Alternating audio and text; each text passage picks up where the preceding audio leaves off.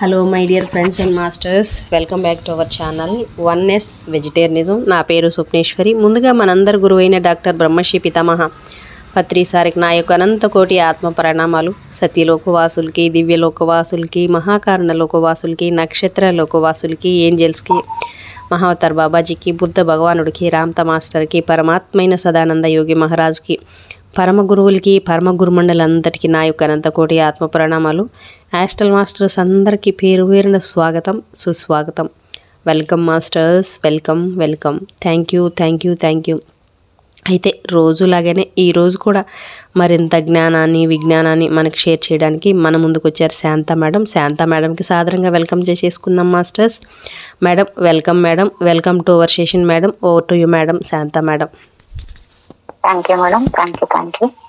ముందుగా బ్రహ్మశ్రీ పితామహ పత్రి సార్ గారికి, స్వర్ణమాల పత్రి మేడం గారికి, మనందరి గురువులైన సదానంద యోగి గారికి మరియు విశ్వంలోని గురువులందరికీ ఆత్మ ప్రణామాలు. మా తల్లిదండ్రులకు ఆత్మ ప్రణామాలు. మరియు మీపై నమ్మకం ఉంచండి. ముందుగా స్వప్న మేడం గారికి నా ఆత్మ ప్రణామాలు, కృతజ్ఞతలు, ధన్యవాదాలండి. మీపై నమ్మకం ఉంచండి అనే పుస్తకం చదువుతున్నానండి నేను. Thank you.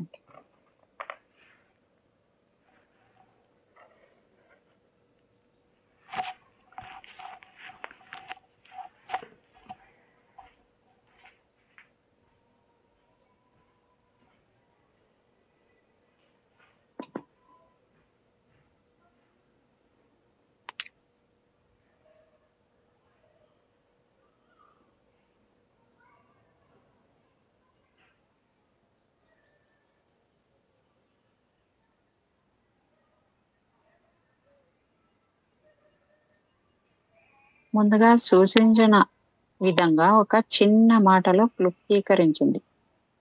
అంటే న్యాయవాది మాటలు ఇవి.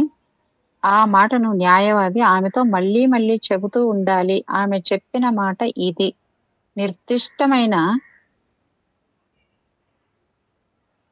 నిర్దిష్టమైన సామరస్య పరిష్కారం లభించింది. మొత్తం వ్యాజ్యం న్యాయస్థానానికి వెలుపల పరిష్కరింపబడింది. తనకు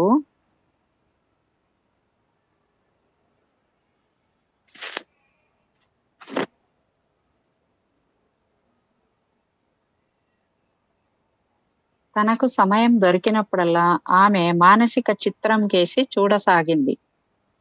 రెస్టారెంట్లో కాఫీ కోసం వేచి ఉన్నప్పుడు ఆ మానసిక చిత్రాన్ని సైగలు, స్వరాలు, శబ్ద పరికరంతో సహా నడిపించి తిలకించేది. ఆమె న్యాయవాది కంఠస్వరాన్ని, చిరునవ్వును, హావభావాలను సులభంగా ఊహించుకోగలిగేది. ఆ చిత్రం తన ఆత్మగత విధానంగా క్రమబద్ధంగా నడిపించేంత వరకు ఆ చిత్రం ఆమె మనసులో పదే పదే కదలాడసాగింది. అది ఆమె మనసులో లిఖించబడింది. లేదా బైబిల్ చెప్పే విధంగా అది ఆమె హృదయంలో లిఖించబడి అంతర్భాగాలలో చెక్కబడింది. ఆమె అంతిమ నిర్ణయం ఇది. దేవుడి చర్య అంటే సర్వతోముఖ సామరస్యం, శాంతి. సామరస్యం దేవుడిది. చట్ట వ్యాజ్యంలో మీకు కావలసింది సామరస్యపూర్వకమైన పరిష్కారం అనేది దీని అర్థం అన్నమాట. అంటే దేవుడి చర్య సర్వతోముఖ సామరస్యం, శాంతి అనేది. ఊహా విజ్ఞాన శాస్త్రంలో మీరు మొట్టమొదట మీ ఊహకు క్రమశిక్షణనివ్వడం ప్రారంభించాలి. దాన్ని అటు ఇటు కూడదు. విజ్ఞాన శాస్త్రం స్వచ్ఛతను కోరుకుంటుంది, నైర్మల్యాన్ని నొక్కి వక్కాణిస్తుంది. మీకు రసాయనికంగా స్వచ్ఛమైన ఉత్పాదన కావాలంటే మొదట అందులోని ఇతరమైన వాటిని, అదనంగా ఉన్న ద్రవ్యాలను తొలగించాలి. అంటే అవసరమైన వాటిని ఖచ్చితంగా వేరుగా విడదీసి దూరంగా గిరవాటేయాలి. అంటే మనం మంచి పంట వేయాలంటే కలుపు మొక్కల్ని ఎలా తొలగిస్తామో అలాగా మన మెదడులోని ఉన్న చెడు ఆలోచనల్ని, ఇది కాదు, అవ్వదు అనే దానిని పక్కకు నెట్టేసి పూర్తిగా ఆత్మస్థితిలోకి వెళ్ళి ఏదైనా చెప్పుకుంటే అది ఖచ్చితంగా నెరవేరుతుందని ఇక్కడ మనకి అర్థమవుతుందండి.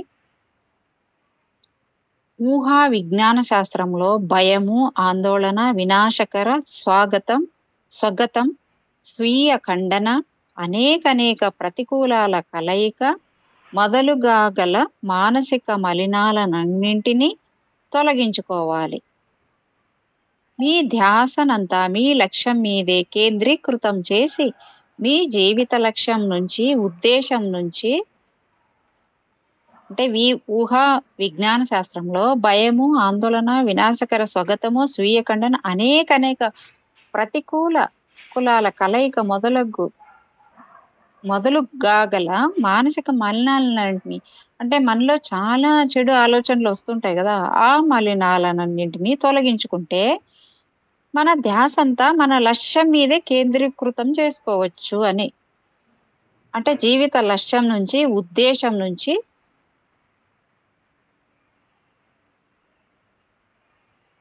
కించత్తు వైదొలగడానికి సైతం విముఖత చూపాలి. మీ ఆదర్శాన్ని మనసారా ప్రేమిస్తూ దానికి విశ్వాసపాత్రంగా ఉండడం ద్వారా మీ ఆదర్శ వాస్తవికతలోకి మీరు మానసికంగా పీల్చుకోబడతారు.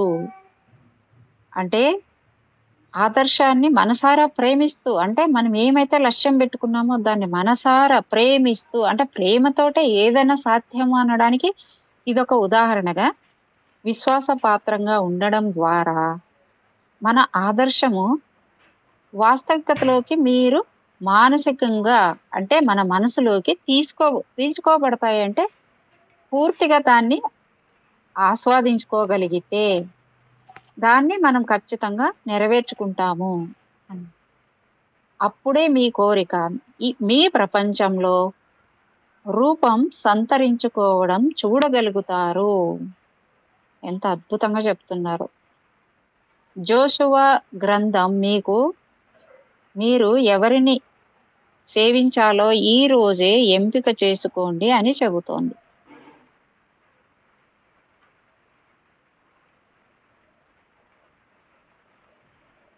మీ ఎంపిక నేను అందమైన వాటిని, మంచి వాటిని మాత్రమే ఊహించుకుంటానుగానే ఉండాలి. తమకు దేవుడిచ్చిన శక్తి సామర్థ్యాలను దారుణంగా తలకిందులుగా ఉపయోగించే పలువురు నాకు తెలుసు. వారితో మాట్లాడాను. తన కుమారుడు జానీ ఇంటికి రావడం కొద్దిగా ఆలస్యమైందంటే చాలు అతని తల్లి మనసు ఏదో జరగకూడనిది జరిగిపోయినట్టు ఊహించుకుంటుంది. ఆమె మనసులో ప్రమాదము, ఆస్పత్రి, ఆపరేషన్ థియేటర్‌లో జానీ అన్నంత దాకా అలా పయనిస్తుంది. ఒక వ్యాపారి ఉన్నాడు. ఆయన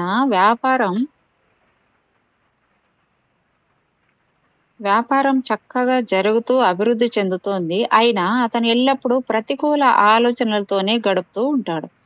ఊహను వినాశకరంగా ఉపయోగించడానికి ఇదొక ఉదాహరణ. ఆఫీస్ నుంచి ఇంటికి వచ్చి రాగానే తన మనసులో ఓటమి చలనచిత్రాన్ని ప్రదర్శించుకోవడం ఆరంభిస్తాడు. బీరువాలన్నీ ఖాళీగా ఉన్నట్టు, తన వ్యాపారం దివాలా తీసినట్టు, బ్యాంక్ బ్యాలెన్స్ ఖాళీ అయినట్టు ఊహించుకుంటాడు. వ్యాపారం మూతపడిందని అనుకుంటాడు. అయినా వాస్తవంలో వ్యాపారం అభివృద్ధి చెందుతూనే ఉంటుంది. అతడి ప్రతికూల మనోచిత్రంలో ఎలాంటి వాస్తవము లేదు. అది తనకు తానుగా అల్లుకున్న అబద్ధం. అంతే. అతను భయపడేవి అతని అతీతమైన ఊహలో సేకరించబడడం లేదు. స్పష్టమైన ఊహలో సుస్థిరంగా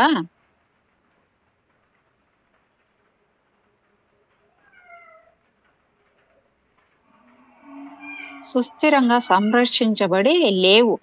అలాంటప్పుడు ఓటమి అన్నది రాదు. అతడు నిర్విరామంగా ఆ మనోచిత్రంలో గడిపినట్టయితే ఒకవేళ ఓటమి అడ్డుకేసి రావచ్చు. అక్కడ కూడా ఓటమిని గాని, గెలుపుని గాని అతడు ఎంపిక చేసుకోవచ్చు.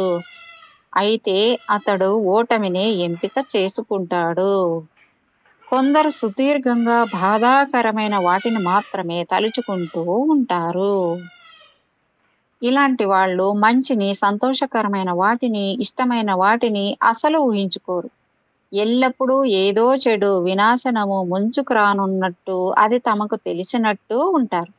ఏదైనా మంచి జరుగుతుందని, జరగబోతోందని చెప్పడానికి వారికి ఒక్క కారణం కనిపించదు. అయితే ఏదో దారుణం, చెడు వాటిల్లబోతోందని చెప్పడానికి మాత్రం సకల కారణాలతో సంసిద్ధంగా ఉంటారు. ఎందుకిలా జరుగుతుంది? కారణం చాలా సరళం. ఇలాంటి మనుషులు స్వతహాగానే ప్రతికూల మనస్తత్వం కలిగిన వారు. వారి ఆలోచనలు చాలా వరకు ప్రతికూలంగాను, గందరగోళంగాను, వినాశకరంగాను, చిత్ర స్వభావంతోనూ ఉంటాయి.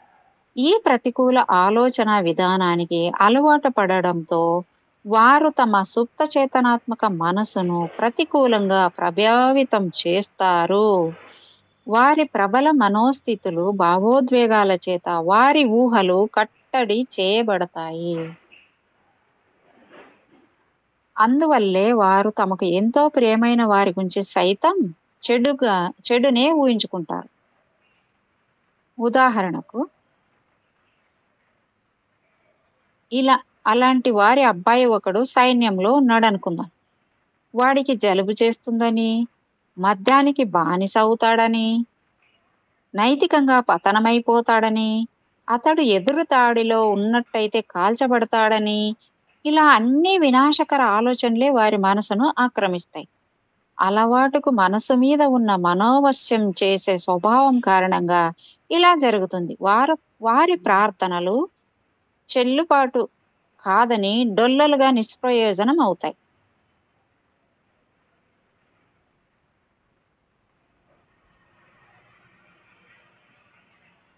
అప్పుడు ఎంపిక చేసుకోండి. నిర్మాణాత్మకంగా, సామరస్యంగాను ఆలోచించడం ఆరంభించండి.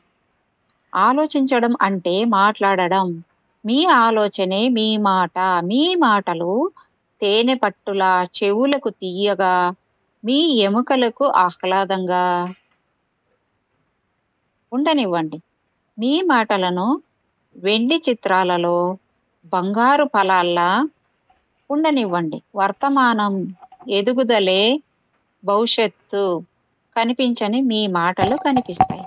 అద్భుతంగా ఉన్నవి దృశ్యమానం అవుతాయి. మీ మాటలు చెవులకు ఇంపుగా ఉంటున్నాయి. మీ అంతర్గత ఉపన్యాసం ఈ క్షణంలో ఎలా ఉంటుంది? ఎవ్వరూ మిమ్మల్ని వినలేరు. అది మీకే సొంతమైన నిశ్శబ్ద ఆలోచన. బహుశా మీతో నా వల్ల కాదు, అది అసాధ్యం, నేను మరీ వృద్ధుణ్ణి, నాకు ఎలాంటి అవకాశం ఉంటుంది, మేరీ వల్ల అది అవుతుంది, అయితే నా వల్ల కాదు, నా దగ్గర డబ్బులు లేవు, నాకు ఆ శక్తి లేదు, నేను కొనలేను, ప్రయత్నించాను కానీ ప్రయోజనం లేదు అని చెబుతున్నప్పుడు మీ మాటలు తేనె పట్టుల్లా లేవు, అవి మీ చెవులకు తీయగా లేవు అని మిమ్మల్ని పైకెత్తడం లేదు, స్ఫూర్తినివ్వడం లేదు, ప్రేరణనివ్వడం లేదు.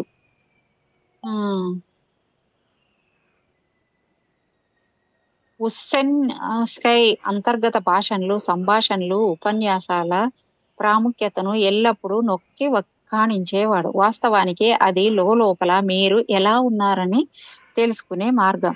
ఎందుకంటే అంతర్గతం బాహ్యాన్ని ప్రతిబింబిస్తోంది. మీ అంతర్గత ఉపన్యాసం మీ అస్థికలకు హాయిగా ఉందా? అది మీకు ఉద్దీపనం కలిగిస్తోందా? మిమ్మల్ని సంతోషపరుస్తోందా? అస్థికలు ఆధారానికి, సౌష్ఠవానికి ప్రతీకలు. మీ అంతర్గత భాషణ మిమ్మల్ని సుదృఢపరచి బలోపేతం చేయాలి. అయితే మాట నీకు మరీ చేరువలో, నీ నోట్లో, నీ హృదయంలో ఉంది. నువ్వు దానిని చెయ్యవచ్చు. చూడు, నేను ఈరోజు జీవాన్ని, మంచిని, మరణాన్ని, చెడును నీ ముందుంచుతాను.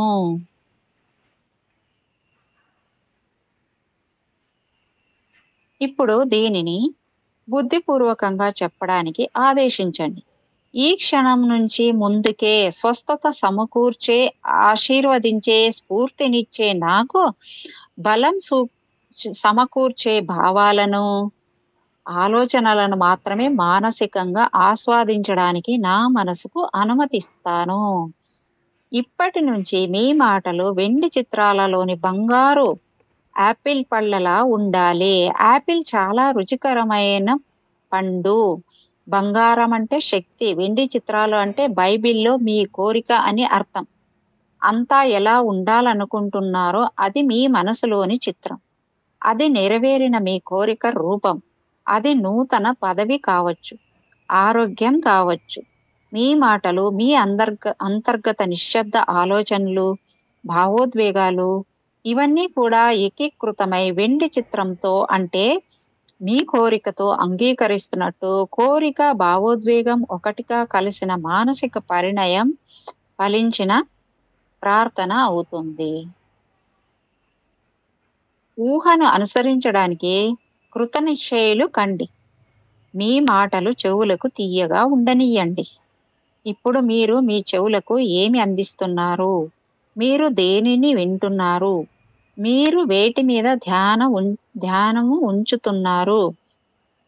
ధ్యాస ఉంచుతున్నారు? మీరు ధ్యాస ఉంచిన వాటికేసే కదులుతారు. అవే మీ అనుభవంలో పెరిగి పెద్దవై అభివృద్ధి చెంది అనేక రెట్లుగా పరిఢవిల్లుతాయి. వినడం వల్ల విశ్వాసం వస్తుంది అంటాడు పాలు. దేవుడి గొప్ప సత్యాలను వినండి. ఆయన స్వర్గాన్ని ఆలకించండి. ఆయన ఏ భాషలో మాట్లాడతాడు? అది గౌలిక్ కాదు, ఫ్రెంచి, ఇటాలియన్ కావు. అయితే విశ్వసజననీయమైన భాష లేదా ప్రేమ మనోస్థితి, శాంతి, ఆనందం, సామరస్యం, విశ్వాసం, నమ్మకం, ఇంకా సుహృద్భావ స్థితి. ఈ భగవద్ గుణాలను శక్తి జనకాలకు మీ చెవులను అప్పగించండి. మానసికంగా ఈ గుణాలను ఆరగించండి. మీరు అలా చేయగా ఆ సానుకూల సహిష్ణుత గుణాలతో ప్రభావితులవుతారు. ప్రేమ సూత్రం మిమ్మల్ని పరిపాలిస్తుంది.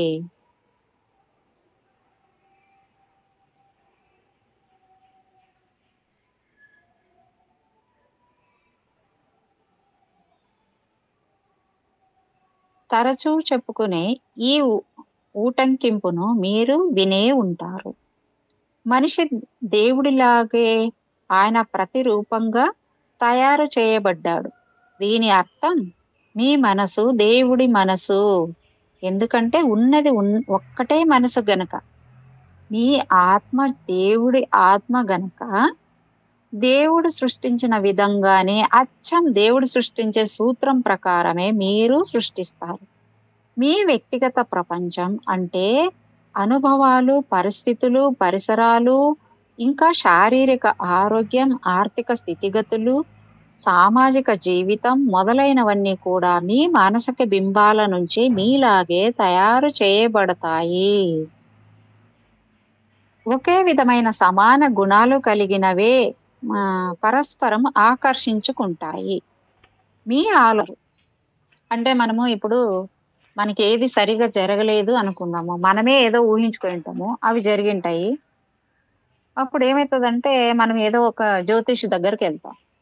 జ్యోతిషి దగ్గరికి వెళ్ళినప్పుడు మీ గ్రహాలు సరిగా లేవని, మీ టైం బాగాలేదని, ఇలాంటివన్నీ చెప్పినప్పుడు నిజమే అని నమ్ముకొని వచ్చి మనం ఆ పూజలు, ఈ పూజలు, ఆ మంత్రాలు, తంత్రాలు ఇవన్నీ చేస్తూ పోతాం అన్నమాట.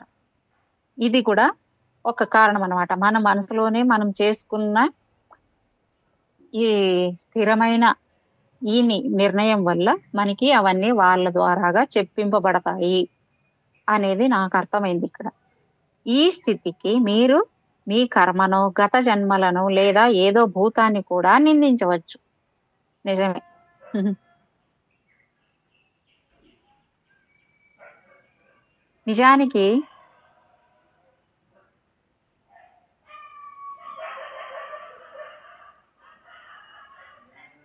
నిజానికి ఉన్న ఏకైక పాపం అజ్ఞానం, బాధ, శిక్ష కాదు. అది మీ అంతర్గత శక్తిని దురుపయోగం చేసుకున్న దాని పర్యవసానం. ఉన్నది ఏకైక ఆధ్యాత్మిక శక్తి అన్న సత్యాన్ని గుర్తించి తెలుసుకోవడానికి ఏకైక సత్యం కేసి తిరిగి రండి. అది మీ మనసులోని ఆలోచనలు, బింబాల ద్వారా పనిచేస్తుంది. సమస్యలు, విసుగులు, విరక్తి భావాలు, ఘర్షణలు, బాధలు మొదలైనవన్నీ కూడా వాస్తవానికి మనిషి భయము, పొరపాటు అనే తప్పుడు దేవుళ్ళ వెంట పరుగులు తీయడం వల్ల చుట్టుముట్టేవే. మనిషి కేంద్ర బిందువుకు తిరిగి రావాలి. లోపలే ఉన్న దేవుడి సమక్షానికి తిరిగి రావాలి. మీ లోపలే ఉన్న ఆధ్యాత్మిక శక్తి సర్వజీవ సిద్ధాంతం యొక్క సార్వభౌమత్వాన్ని, అధికారాన్ని ఇప్పుడే దృఢంగా అంగీకరించండి. దివ్య మార్గదర్శకత్వం, శక్తి, పుష్టి, శాంతి కోసం చేతులు చాచండి. దానికి తగ్గట్టు ఆ శక్తి స్పందిస్తుంది. ఒక భావాన్ని లేదా మానసిక బింబాన్ని మీరు సరిగ్గా సానుకూలంగా మీలోని సుప్త చేతనాత్మక మనసుకు తెలియజేయడం ఎలాగో ఇప్పుడు మీకు చెబుతాను. మనిషి చేతనాత్మక మనసు వ్యక్తిగతమైనది, ఎంపిక చేసుకునేది. అది ఒక విషయాన్ని విచారణ జరిపి, ఎన్నుకుని, బేరీజు వేసి, విశ్లేషించి చిన్న చిన్న ముక్కలు చేస్తుంది. ఆగమన, నిగమన తర్కాలు దానికి చేతనవుతాయి అన్నమాట. ఆత్మగతమైన లేదా సుప్త చేతనాత్మకమైన మనసు చేతనాత్మకమైన మనసుకు లోబడి ఉంటుంది. దాన్ని చేతనాత్మక మనసుకు సేవకుడు అని కూడా చెప్పవచ్చు. చేతనాత్మకము అంటే ఆత్మతో మనం ఏదైతే భావించుకొని దాన్ని లోపలికి ఇంకించుకుంటే, ఆత్మ లోపలికి అంటే మన చేతనాత్మక అంటే మనం ఏదైతే చేస్తామో చేసేదానికి చేతనాత్మక ఆలోచనలకు శక్తి ఉంది. మీకు పరిచయం ఉన్న శక్తి ఆలోచన, మీ ఆలోచనకు వెనక మనసు ఉంది. అదే ఆత్మ లేదా దేవుడు. కేంద్రీకృతం చేయబడి నిర్దేశించబడిన ఆలోచనలు ఆత్మాశ్రయ స్థాయిలను చేరుతాయి.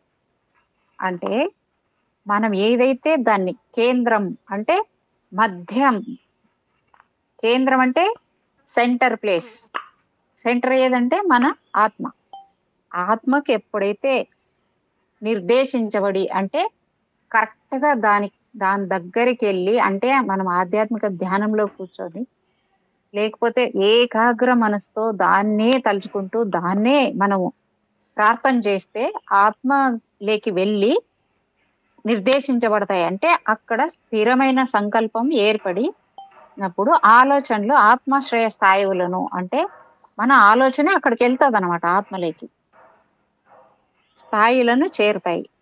వాటికి ఒక నిర్దిష్ట స్థాయి తీవ్రత ఉండాలి. అంటే దానికి ఖచ్చితమైన ఒక స్థాయి ఉండి ఏకాగ్రత ద్వారా తీవ్రత పొందబడుతుంది. ఏకాగ్రత అంటే మనకు అందరికీ తెలిసిందే కదండి. ఏకాగ్ర మనసుతో చిత్త వృత్తి నివారణ చేసే ఒక తీవ్రమైన కోరిక ద్వారా అక్కడికి చేరిస్తే మనం ఆత్మలోకి ఇంకిపోతే అది ఏమంటాం, మనము సఫలీకృతం ఖచ్చితంగా అవుతాము అనేది ఇక్కడ చెప్తుంది. ఏకాగ్రతతో కేంద్రీకరించడం అంటే కేంద్రానికి తిరిగి వచ్చి మీ లోపల మందహాసంతో వ్యాపించి ఉన్న అనంత శక్తిని ధ్యానించడం. ఇక్కడ పూర్తి వివరంగా కూడా ఇచ్చారు చూడండి. ఏకాగ్రతతో కేంద్రీకరించడము, కేంద్రానికి అంటే ఆత్మకి తిరిగి వచ్చి మన లోపల మందహాసంతో అంటే చాలా ప్రశాంత చిత్తంతో వ్యాపించి ఉన్న అనంత శక్తిని ధ్యానించడం సక్రమంగా ఏకాగ్రత సాధించడానికి మీ మనోచక్రాలను తిరగకుండా ఆపి నిలకడ చేసి ప్రశాంతమైన సడలిన మానసిక స్థితిలోకి ప్రవేశించాలి. మీరు మీ మనసును ఏకాగ్రం చేసినప్పుడు మీ ధ్యాసనంతా మీ లక్ష్యం మీద, ఇది పదే పదే ఒత్తి పలకాల్సిన వినాల్సిన విషయం అండి. మన లక్ష్యం అంటే మీరు మీ మనసును ఏకాగ్రం చేసినప్పుడు మీ ధ్యాసనంతా మీ లక్ష్యం మీద, ఆశయం మీద, ఉద్దేశం మీద నిలపడానికి మీ ఆలోచనలను ఒకటిగా సేకరించాలి. ఇప్పుడు మీరు మీ ధ్యాసనంతా, భక్తినంతా సమర్పిస్తున్న మానసిక బింబం కేంద్ర బిందువు వద్ద ఉంటారు. ధ్యాసకు కేంద్రీకరించే విధానం ఇంచుమించు సూర్యకిరణాలను భూతద్దంలో కేంద్రీకరించడం లాంటిదే.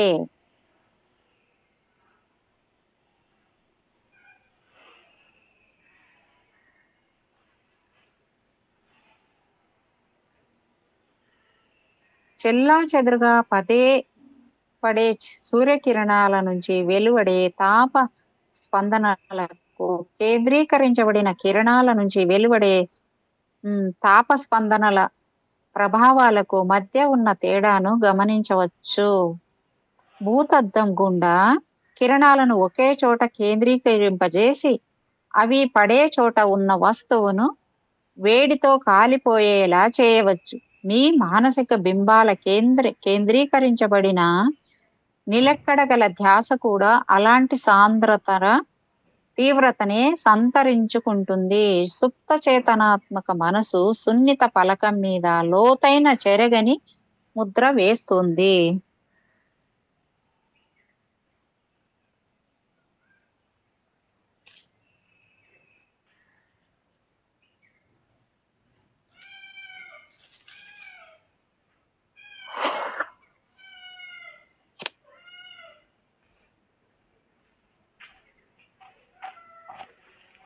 అలా ముద్ర ఏర్పరచడానికి ముందు మీ మనోనాటకాన్ని మళ్ళీ మళ్ళీ పలుసార్లు ప్రదర్శించుకోవలసి ఉంటుంది. అయినప్పటికీ లోతైన మనసును భావగర్భితం చేసే రహస్యం నిరంతరం నిలకడగా నిలిచే ఊహ మాత్రమే. పగటి వేళ మీలో భయము లేదా విచారము పొడసూపిన వెంటనే దృష్టిని మీ మనసులో ఉన్న అందమైన చిత్రం కేసి మళ్లించి, పగటి వేళ మీలో భయము లేదా విచారము పొడచూపిన వెంటనే దృష్టిని మీ మనసులో ఉన్న అందమైన చిత్రం కేసి మళ్లించాలి. అంటే మనకి భయం కానీ, లేకపోతే ఏదైనా మనకు వద్దనుకున్న విషయం మన మీదకి వస్తేనే, కానీ అప్పుడు మన నుంచి మనం బయటికి పారిపోవడానికే ప్రయత్నం చేస్తాం కదా మేడం. అదే మేడం, దాని నుంచేనే మనం ఏకాగ్రం చేయాలి మనసును. అలాంటివన్నీ మనం ఎప్పుడైతే విడవగలుగుతామో ఆ టైం నుంచి మనకి ఏకాగ్ర మనసు వస్తుంది. దాన్ని మనము రూపొందించుకునే మన కోరికల్ని ఏ విధంగా అయితే మనము లోతుగా ఆలోచనల్ని మనము దీన్ని గర్భితం చేసే రహస్యము నిరంతరం నిలకడగా నిలిచే ఊహ మాత్రమే. మన ఊహల్లోనే అవి తెచ్చుకోవాలి మళ్ళీ మళ్ళీ మళ్ళీ మళ్ళీ. మనసులో ఉన్న అందమైన చిత్రం కేసి మళ్లించి, అంటే మనకి ఏదైనా మంచిది చూసింటాం కదా మేడం, ఇప్పుడు మంచి ప్రకృతిని చూసింటాం, దాని వైపు ఏదైనా మనకు ఆనందకరమైన సన్నివేశాన్ని దాన్ని కూడా మన మనసులోకి తెచ్చుకోవాలన్నమాట. అటువైపుకు మళ్లించుకుంటే మరొక నిర్దిష్ట మానసిక సిద్ధాంతాన్ని పని చేయిస్తున్నట్టు మనం పని చేయించగలం అన్నమాట. అంటే సంకుచిత మానసంగా ఉండకుండా మనకి ఏదైతే నచ్చుతుందో, మనకి ఏదైతే ఇష్టంగా ఉంటుందో, ఏదైతే మనం సంతోషపడతామో దాన్ని చూసి సంతోషపడతాం. దాని వైపు మన జీవితంలో కొన్ని మంచివన్నీ జరిగింటాయి, వాటినన్నీ గుర్తు చేసుకుంటూ ఆ మనసుని దాన్ని మార్చాలి మేడం. అది ఇప్పుడు మీకోసము మీ చీకటి మనోమందిరంలో పని చేస్తున్నదని గ్రహించి తెలుసుకోవచ్చు. ఇలా చేయడం వల్ల ఈ బుక్ స్టార్ట్ చేసినప్పటి నుంచి మేడం నిద్రలేయంగానే అంటే పడుకునేసరికి 12, 11 తొందరగా అన్నా కూడా ధ్యానం ఈ పనులన్నీ చేసుకుని, వీడియోలన్నీ ఎడిట్ చేసుకుని, పోస్ట్ చేసుకుని, ధ్యానం చేసుకుని పడుకునే లోపల ఆ టైం అవుతుంది. మళ్ళీ లేస్తే మళ్ళీ ధ్యానంలో కూర్చుంటాం. మళ్ళీ లేయంగానే కళ్ళు తెరవంగానే ఏమంటే ఇప్పుడు లోపల నుంచి ఒక ఆనందం, ప్రతిరోజు ఒక ఆనందం, విశ్వానికి మొత్తానికి, యూనివర్స్కి మొత్తానికి, సమస్త ప్రాణికోటికి, ఆ చైతన్యానికి, నాలో ఉన్న ప్రతి అణువుకి, ప్రతి పరమాణువుకి మొత్తానికి ఏదైతే ఆ చైతన్యం అయితే ఉందో ఈ మనం ఏమంటాం చెప్తారు. అంశాత్మ కావచ్చు, మన పూర్ణాత్మ కావచ్చు, పరమాత్మ కావచ్చు, ఆ విశ్వ చైతన్యం మొత్తానికి ఆ మొత్తము కళ్ళ ముందు కనపడుతూ ఒక ఆనందం. నిద్ర అంటే నిద్ర లేయడం అంటే అబ్బా మళ్ళీ ఈరోజు తెల్లారిందిరా బాబోయ్ నాకు తప్పదు అది కాదు. నిద్ర అవునవును. ఆ నిద్ర సంతోషకరమైన ఆనందం. ఆనందంతో నిద్ర లేస్తూ ఆనందంతో అసలు ఎంత బాగా అంటే నిజంగా మేడం అంత బాగా పోయి గడ్డిలోకి పోయి ఈడ ఇంటి ముందే అంత ఓపెన్ ప్లేస్ కదా, గడ్డిలోకి పోయి అలాగ నడిచి నేచర్కి అట్లాగా చెప్పుకోవడము. మళ్ళీ నేచర్ కనెక్ట్ అయిపోయారు మేడం మీరు, అందుకే అంత అద్భుతంగా ఉంది. మన మళ్ళీ బాడీకి మొత్తానికి చెప్పుకుంటూ ప్రతి అణువు నువ్వుకు చెప్పుకుంటూ ఇంకా అలా అయిపోయిందంటే మళ్ళీ కిచెన్లోకి వెళ్ళిపోతాను. భలే ఉంటుంది మేడం. అదే కదా మేడం ఆనందం అంటే. మరి ఇంకేంటి కావాలి మేడం మీకు? అబ్బా ఇంతకన్నా ఇంకేం కావాలి చెప్పండి? అంతే మేడం, అంతే మేడం, అంతే. ఇక్కడ చెప్తుండేది కూడా ఇలాగే ఉంది చూడండి. ఇప్పుడు మనము ఏది చేసినా కూడా మనం దాంతోటి అంటే మనము దానికి అనుసంధానం అయిపోతే ప్రతి దాంట్లోనూ అవును ఎంత అద్భుతంగా ఉంటుంది మేడం జీవితం నిజంగా. అవును అవును అవును మేడం. అంటే ఇక్కడ చెప్పండి మేడం. చెప్పండి మేడం, మీరు చెప్పండి. లే చెప్పండి మేడం, పర్లే చెప్పండి. లేదు, నేను బుక్ చదవడానికి వెళ్తున్నా. ఓకే ఓకే చదవండి చదవండి చదవండి మళ్ళీ అంటే ఇలా చేయడం వల్ల మీరు విత్తనం మొలకెత్తడానికి నీరు పోసి నేలను సారవంతం చేస్తున్నట్టు. అబ్బా ఎంత అద్భుతంగా ఉందని చూడండి ఇక్కడ. అంటే మీరు చెప్పారు, దానికి కరెక్ట్ గా మ్యాచ్ అయింది ఇది పాయింట్. అంటే మీరు లేస్తేనే అన్నింటికి ఎంత హ్యాపీగా దాన్ని ఫీల్ అవుతూ లేస్తారు చూడండి. అది చూడండి, మనము విత్తనం మొలకెత్తడానికి నీరు పోసి నేలను సారవంతం చేస్తున్నట్టు మన మనసును తయారు చేస్తున్నాం. అంతే కదా మేడం? అవును మేడం, అవును మేడం.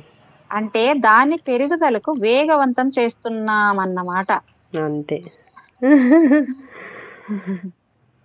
మనిషి చేతనాత్మక మనసు మోటార్ వంటిది, సుప్త చేతనాత్మక మనసు ఇంజిన్ వంటిది. మీరు మోటారును స్టార్ట్ చేస్తే చాలు, ఇంజన్ దానంతటదే పని చేస్తుంది. సుప్త చేత ఎందుకంటే అలా చెప్తే గానీ మన బుర్రలకు ఎక్కవు కాబట్టి. ఎక్కువ నిజమే మేడం. అదే తెలుసు కదా మనకి, అందుకని. సుప్త చేతనాత్మక మనసు శక్తిని తట్టి లేపే దైవము చేతనాత్మకమైన మనసు.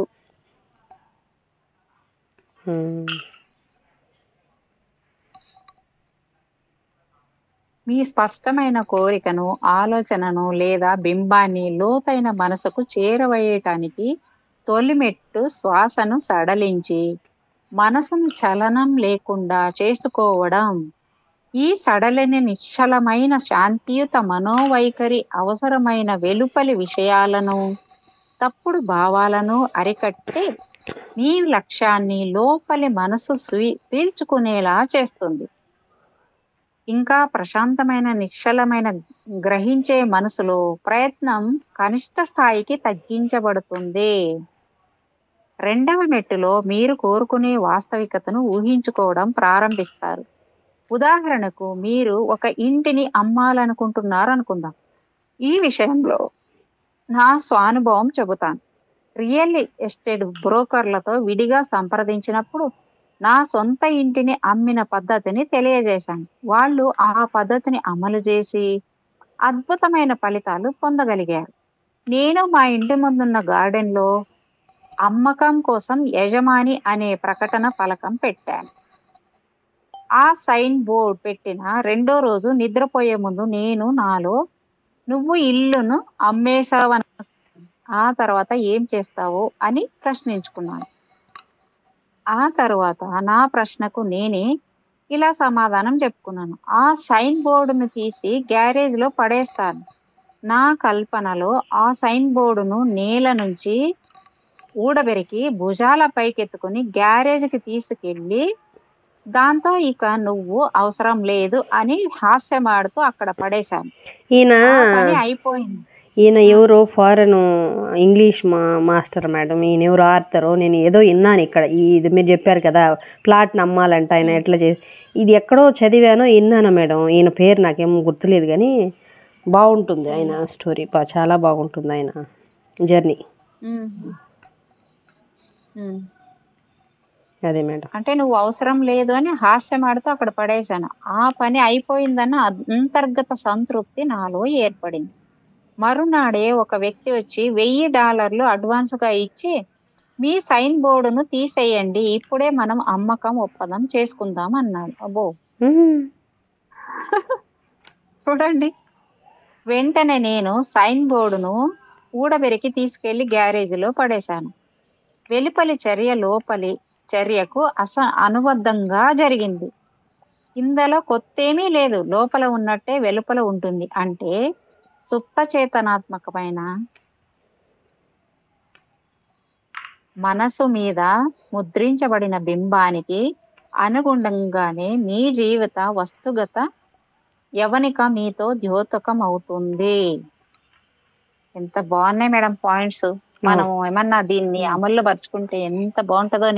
నాతో అయితే సుప్త చేతనాత్మక మనసుకున్న శక్తి అనేది ఉంది బుక్, కానీ చదివాను పూర్తిగా, కానీ పెద్దగా దాన్ని ఇది చేసుకోలేదు. చూడండి, అప్పుడు ఇంకా ధ్యానంలో ఇంకా కొత్తగా వచ్చాను కదా, అంత చేయలేదు. ఇది కూడా అలాగే ఉంది కదా మేడం. డాక్టర్ జోసెఫ్ మర్ఫీ అనే ఆయన రాసిండేది ఇది.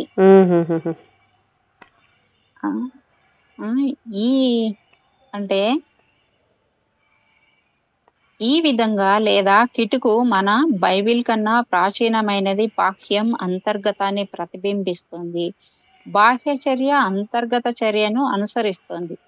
ఒక ఆధ్యాత్మిక కృత్యం చేయమని ఒక పెద్ద సంస్థ నన్ను కోరింది. కొందరు మోసకృత్యాల ద్వారా ఆ సంస్థకు చెందిన అపార ఖనిజ సంపదను, ఇతరమైన వాటిని తమకు చెందినవని వాదిస్తూ దోచుకోవడానికి ప్రయత్నించారు. చట్టపరమైన మోసకృత్యాలతో, కుట్రలతో ఇబ్బందులకు గురి చేస్తూ ఏమీ లేని దాని నుంచి ఎంతో కొంత అపహరించడానికి ప్రయత్నించారు. అప్పుడు నన్ను వినియోగించుకున్న ఆ కంపెనీ తరపున వాదిస్తున్న న్యాయవాదిని కలిశాను. తాను నిర్దిష్టమైన సామరస్య పరిష్కారం సాధించుకున్నందుకు కంపెనీ ప్రెసిడెంట్ తనను అభినందిస్తున్నట్టు రోజు చాలాసార్లు స్పష్టంగా ఊహించుకోమని సలహా ఇచ్చాను. అతడు నిరంతర మానసిక ఆచరణ ద్వారా మనోచిత్రాన్ని స్థిరంగా కలిగి ఉండడంతో ఆత్మగత వివేకం అతనికి కొన్ని సరికొత్త ఆలోచనలు అందించింది. అతనే చెప్పినట్టు అవి శూన్యం నుంచే వచ్చాయి, వాటిని అనుసరించాడు. ఆ తర్వాత త్వరలోనే వ్యాజ్యం ముగించబడింది. ఒక వ్యక్తి బ్యాంకులో తనఖా ఉండి దానిని విడిపించుకోవడానికి డబ్బులు లేకుంటే అతడు ఆ సూత్రాన్ని విశ్వాసంతో అమలు చేసినట్టయితే సుప్త చేతనాత్మక మనసు అతనికి అవసరమైన డబ్బును ఏర్పాటు చేస్తోంది. ఎలా, ఎప్పుడు, ఏ వనరుగుందా అన్నవి అవసరం లేదు. మీకు తెలియని మార్గాలు ఆత్మగత మనసు కలిగి ఉంటుంది. వాటిని అది త్వరితగతిలో కనుగొంటుంది. మనిషి తన సంక్షేమానికి అవసరమైన వాటినన్నింటినీ సమకూర్చుకోవడానికి దేవుడు ప్రసాదించిన పరికరాలలో ఇది ఒకటి. తనఖాను విడిపించుకోవడానికి డబ్బులు లేని మనిషి తను అందుకు అవసరమైన చెక్కును లేదా డబ్బును బ్యాంకుకు చెల్లిస్తున్నట్లు ఊహించుకోవాలి. చూడండి మేడం, ముఖ్యమైన అంశం ఏమిటంటే మనోచిత్రంలో లేదా ఊహాత్మ చిత్రంలో అది వాస్తవం, సహజం అన్నంతగా దాని మీద తీవ్రమైన ధ్యాస ఉంచాలి. చాలా అద్భుతంగా చెప్తున్నాడు కదా.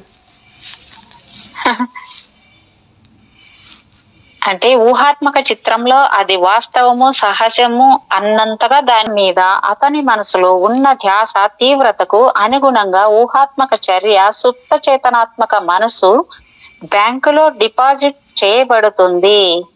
మీ ఊహలో మీరు టెల్లర్స్ గవాక్షం వరకు వెళ్ళవచ్చు. అది వాస్తవంగా భౌతికంగా జరుగుతున్నంతగా స్పష్టంగా నిజంగా ఊహించుకోండి.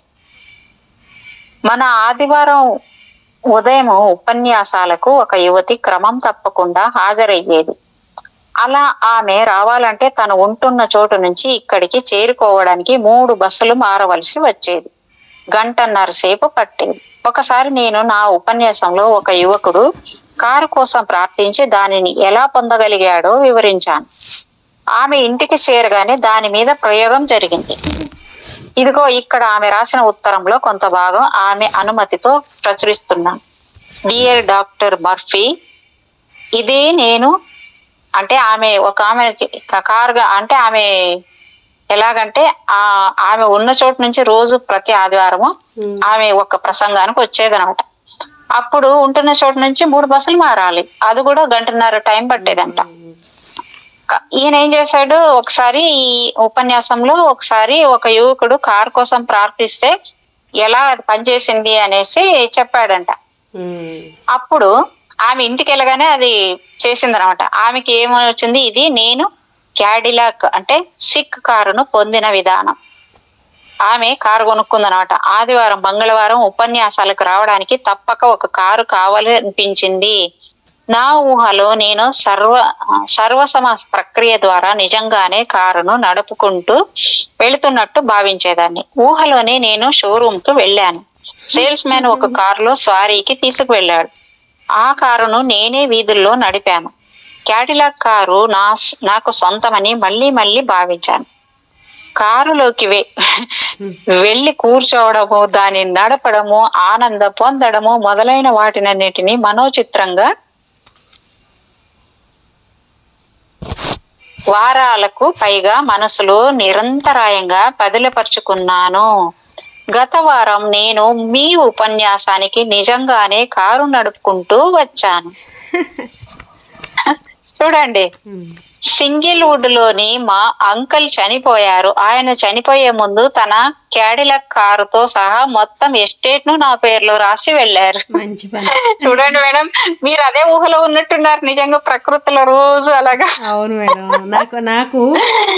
నాకు కూడా కారు రావాలి. నాకు ఎటో కారు వచ్చు కాబట్టి కారు వచ్చిందంటే కారు వేసుకొని ధ్యాన ప్రచారం శాకాహార ర్యాలీలకి వెళ్ళొచ్చు కదా మేడం. నన్ను పిలవండి, నన్ను కూడా మీతో భాగంగా. తప్పకుండా మేడం, ఎందుకు పిలవరు మేడం. మన బ్యాచ్ అంతా అసలు మీరు ప్రమీల మేడం, పాపం ప్రమీల మేడం ప్రమోషన్ వచ్చేసింది. ఒక చేతిలో మనవడు, ఒక చేతిలో మనవరాలు. పాపం ఆ మేడం కూడా వచ్చేస్తారు. అది ఎప్పుడెప్పుడు అయిపోతుందో వచ్చేయాలన్నట్టున్నారు ఆ మేడం కూడా. పాపం ఉన్నారు మేడం, చేద్దాం తప్పకుండా మేడం. మీరు ఊహించుకోండి మేడం, ఖచ్చితంగా. ఎందుకంటే మీరు ఇంకా అద్భుతమైన దాంట్లో ఉన్నారు, నేను కూడా అవుతున్నాను. ఖచ్చితంగా మేడం, తప్పకుండా చేద్దాం మేడం. తనఖా బాకీ చెల్లించడానికి డబ్బు వచ్చే ఎలాంటి మార్గము నాకు తెలియడం లేదు అంటున్నారా? దాన్ని గురించి విచారించకండి. విచారించడం అంటే గొంతును మూసుకోవడమే. మీరు ఆశ్రయించినప్పుడల్లా మీకు అవసరమైన ప్రతి ఒక్కదాన్ని సమకూర్చగల ఒక శక్తి మీలో అంతర్గతంగా ఉందని గ్రహించండి. ఇప్పుడు పరిపూర్ణ నమ్మకంతో, భావోద్వేగంతో అలా ఆదేశించవచ్చు. నా ఇల్లు రుణ బాధలన్నింటి నుంచి బయటపడింది. సంపదలు పుష్కల హిమపాతంలా నాలోకి ప్రవహిస్తున్నాయి. మీ ప్రార్థనకు ఫలితం వచ్చే పద్ధతిని ప్రశ్నించకండి.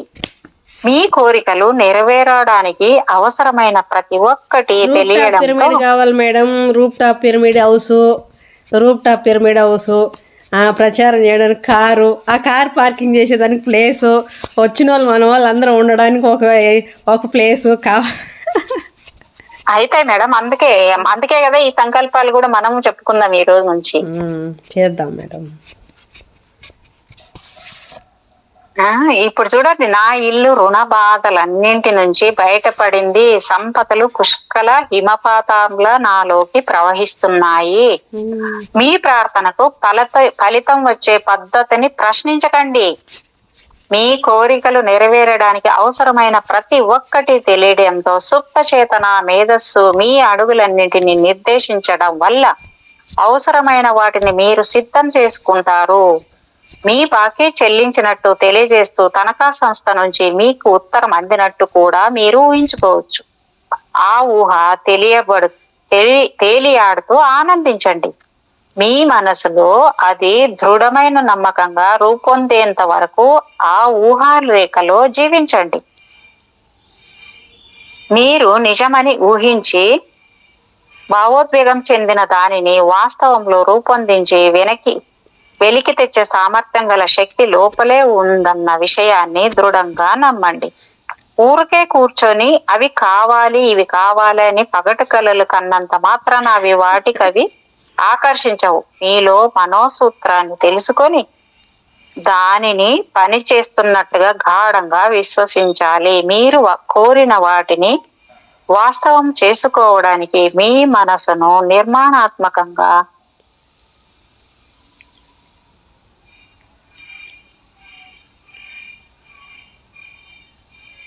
ఉపయోగించుకునే దేవుడిచ్చిన శక్తి మీద ప్రగాఢ నమ్మకం కలిగి ఉండాలి. అంటే మన ఆత్మతో, దేవుడు అంటే ఎవరు? మన ఆత్మే కదా మేడం. అవును, అదే ఆయన చెప్పేది. అందుకే చక్కగా చెప్పేది రామ్తా మాస్టర్, నీ తండ్రి నీ తండ్రి. మీరు ఏం కావాలో తెలుసుకోండి. సుప్తనాత్మక మనసు ఆ ఆలోచనను ముందుకు తీసుకువెళుతుంది. ఎందుకంటే మీరు పొందాలనుకున్న దాని గురించి స్పష్టమైన నిర్దిష్టమైన భావన కలిగి ఉంటారు. మీ కోరిక నెరవేరడం స్పష్టంగా ఊహించుకోండి. అప్పుడు మీరు మీ సుప్త చేతనాత్మక మనసు పనిచేయడానికి నిర్దిష్టమైన ఒక దానిని అందజేసిన వారవుతారు. సుప్త చేతనాత్మక మనసు చిత్రం ముద్రింపబడే ఫిలిం లాంటిది. సుప్త చైతన్యం చిత్రాన్ని అభివృద్ధి చేస్తుంది. దాని లౌకికంగా వస్తుగత రూపంలో మీకు వెనక్కి తిప్పి పంపుతుంది. కేంద్రీకృత ధ్యాస ద్వారా కోరిక సఫలీకృతం అవుతున్నట్టు స్పృహతో ఊహించుకునే కెమెరా మీరు రిలాక్స్డ్ గా, నింపాదిగా, సంతోషకరమైన మనోస్థితిలో ఇలా ఊహించుకోవడం వల్ల చిత్రం సుప్త చేతనాత్మక మనసు అనే సున్నితమైన ఫిలిము మీద ముద్రించబడుతుంది.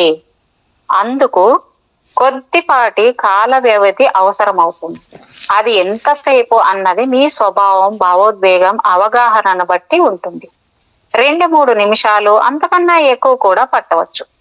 ఇక్కడ గుర్తించుకోవలసిన ముఖ్యమైన విషయం ఏమిటంటే మీ స్పృహ నాణ్యత, భావోద్వేగ స్థాయి లేదా నమ్మకం అంతటి ముఖ్యమైనది కాదు. కాల వ్యవధి సాధారణంగా చెప్పాలంటే మీ ధ్యాసను మరింత కేంద్రీకరించి అందులో విలీనమై తాదాత్మ్యం చెందినప్పుడు, మరింత సమయం అయినప్పుడు మీ ప్రార్థనకు సమాధానం కూడా మరింత నిర్దిష్టంగా ఉంటుంది. మీరు అందుకుంటున్నట్టు నమ్మండి, తప్పకుండా అందుకుంటారు. మీరు విశ్వాసంతో ప్రార్థనలో అడిగినదంతా మీరు అందుకుంటారు. నమ్మకం అంటే ఒకదాన్ని నిజమని అంగీకరించడం, ఆదిగానే ఆ స్థితిలో జీవించడం. ఈ మనోస్థితిని పదిలంగా కొనసాగించినప్పుడు ఫలితం పొందిన ప్రార్థన ఆనందాన్ని అనుభవించగలుగుతారు.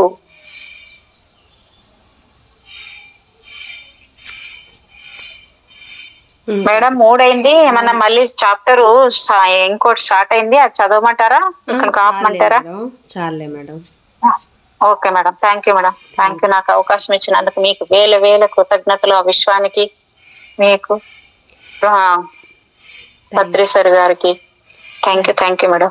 Thank you madam. Thank you so much madam. మీకు నా యొక్క హృదయపూర్వకమైన కృతజ్ఞతలు. మరొక్కసారి మనందరి గురువు అయిన జగద్గురువుకి, చూస్తున్న ఆత్మస్వరూపులందరికీ, అలాగే పరమ గురువులకి, పరమగురు మండలందరికీ మరొకసారి నా యొక్క అనంత కోటి ఆత్మ ప్రణామాలు మాస్టర్స్.